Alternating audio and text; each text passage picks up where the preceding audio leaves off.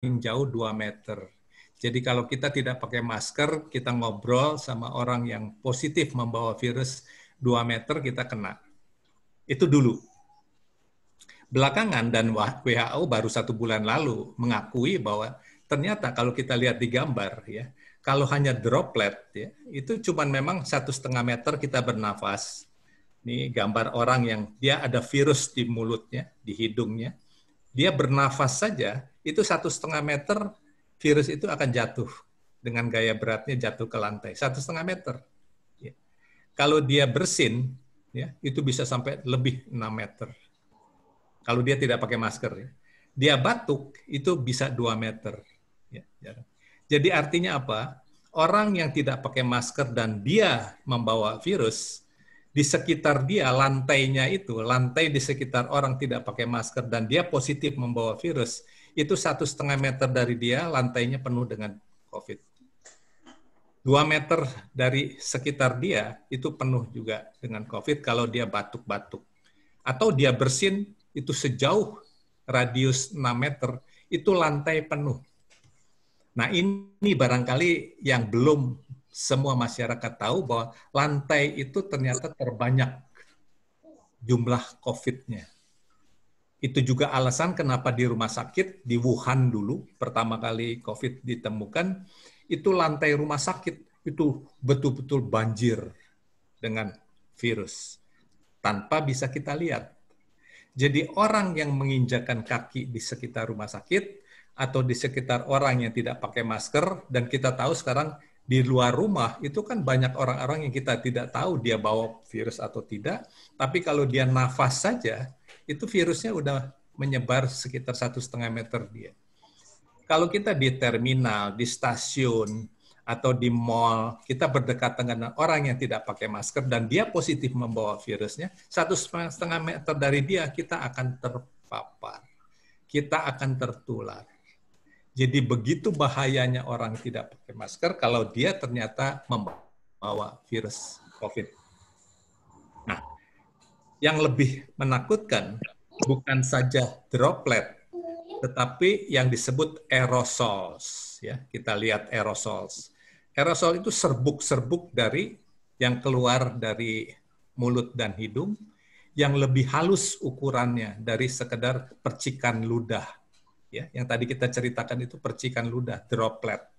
Tapi ternyata ada serbuk yang bisa melayang di udara, yang ukurannya sangat kecil, kurang dari 10 mikron, dan dia bisa lebih dari 10 meter. Bukan saja jauhnya, tapi berterbangan bisa 2-3 meter di udara. Nah, ini yang sangat berbahaya. Ini yang menentukan mengapa kalau kita beribadah, mengapa kalau kita kumpul di ruangan tertutup, di bar, di restoran, ya, di gym, ya, kalau latihan gym misalnya, itu menjadi sangat berbahaya karena aerosol ini. Termasuk kalau di pesawat udara. Karena aerosol ini bisa lebih dari 10 meter kalau orang itu tidak pakai masker. Ya. Nanti kita akan cerita bagaimana kalau pakai masker. Jadi aerosol ini yang barangkali masyarakat kebanyakan kurang memahami sehingga tidak menghayati, sekali-sekali kita buka ya, masker kita waktu kita makan, waktu kita ngobrol. Masyarakat kita cenderung suka ngobrol. Ya. Dokter-dokter, kenapa tenaga kesehatan di Indonesia banyak sekali jadi korban? Saya menduga alat pelindung dirinya itu bagus, ketat, ya, topi, ya, masker, kacamata, pakaian itu ketat. Tapi begitu dia istirahat berarti buka masker, makan bersama, mengobrol, di situ penularan terjadi. Kenapa bisa penularan? Virus COVID-nya itu udah nempel di bajunya, nempel di tangan, sarung tangannya, nempel di seluruh badan. Nah, ketika dia buka, itu berterbangan itu COVID-nya. Jadi apalagi ngobrol. Ketika ngobrol, dibuka maskernya, jadi virus yang berterbangan dari sarung tangan, dari pakaian, itu terhirup oleh masing-masing yang ketika itu makan bersama, ngobrol bersama. Jadi tenaga kesehatan bukan waktu dia bekerja. Saya menduga itu pada saat dia beristirahat.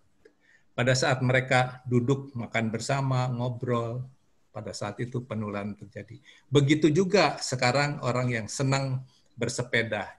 Bersepeda rame-rame, saat bersepeda it's okay, ya. Semua pakai pelindung.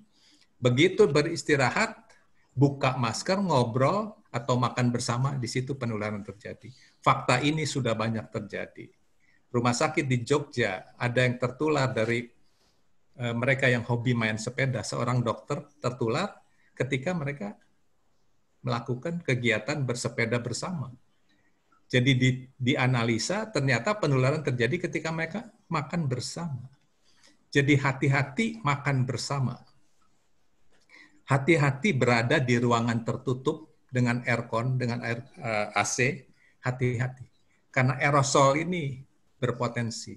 Sehingga sekarang itu dilarang, ya. Di ruangan tertutup ada pesta, ada kumpul arisan, di gym, ya, di bar, di gedung bioskop, itu tempat-tempat